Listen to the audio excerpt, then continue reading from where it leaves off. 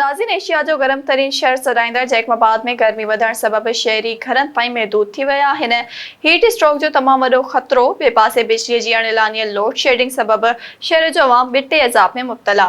इन सिलसिले में असांजो नुमाइंदो राशिद बलोच वीडियो लिंक ते मौजूद आहे। जी राशिद, गर्मी बाबति वधीक छा तफ़सील आहिनि?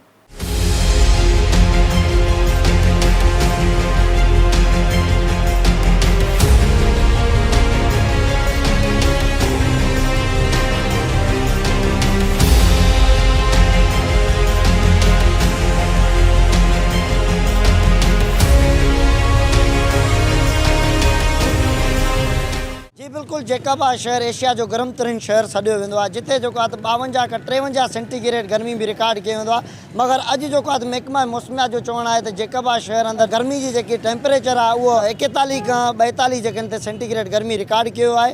ऐं मां तव्हांखे ॿुधाईंदो हलां, जेके ॿिए पासे बिजली जी जेकी गैर हुन लोड शेडिंग सबब जेके शहरी आहिनि उहे जेके मुश्किलात में पइजी विया आहिनि, पंहिंजे घरनि ताईं शहरी महदूद थी चुका आहिनि। ॿिए पासे जेकॾहिं शहरनि खे महकमा मौसमियात जो चवणु आहे त शहरी जेके आहिनि बिला वजह घरों न निकिरनि, जेकॾहिं निकिरनि था बि मथे पंहिंजे मथां रूमाल ॾियनि, रूमाल खे आलो करे घरां निकिरनि, बिला वजह घरां न निकिरनि।